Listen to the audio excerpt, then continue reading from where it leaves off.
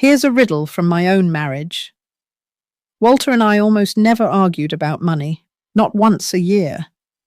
What we argued about, reliably, seasonally, for decades, was the thermostat.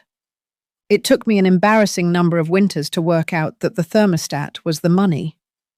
We never discussed finances, you see, so the finances got discussed anyway, in code, through the heating bill, through what the roof could or couldn't wait for.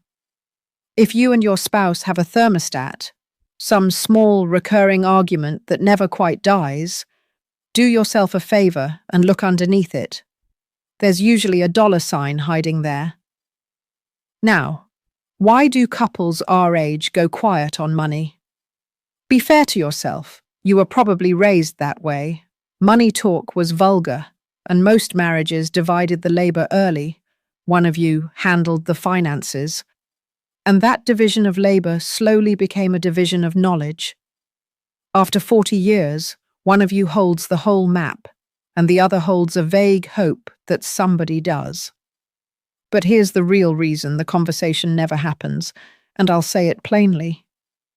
Opening the books after all this time doesn't feel like accounting. It feels like an audit of everything you ever decided. People aren't afraid of the spreadsheet.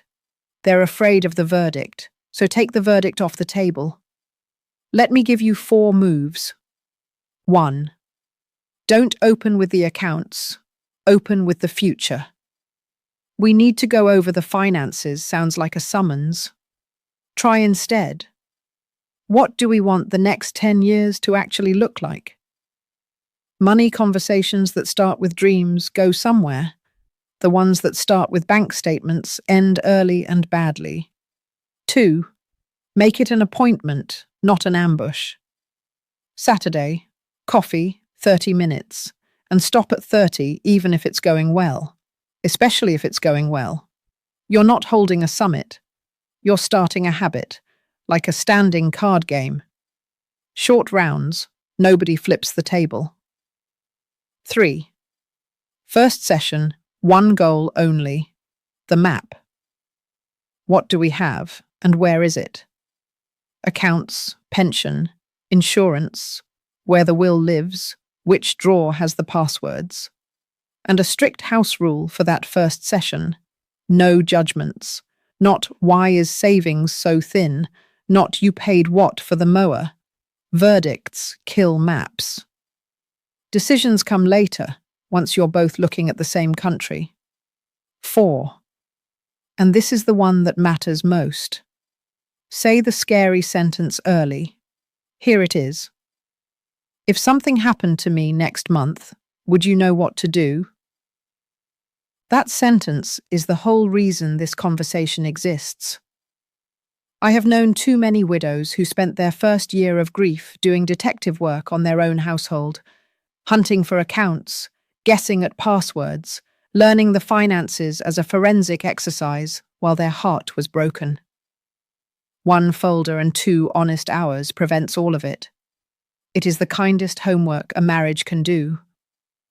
1 warning, offered with love. Expect a surprise.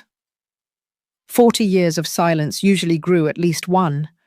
A quiet credit card, a loan to one of the kids you never heard about. When the drawer opens, try to treat what's inside as information, not betrayal. You weren't talking either. Silence always has 2 authors. And if every try still ends in the same standoff, get a referee. A fee-only advisor, a class at the library. Not for the math, for the first few rounds. Your homework this week is small on purpose. Tuesday, at dinner, 1 question each, and here it is. What's one thing you'd love us to spend real money on while we're both healthy enough to enjoy it? No numbers, no folders. You've waited 40 years for this conversation. Start with the fun part.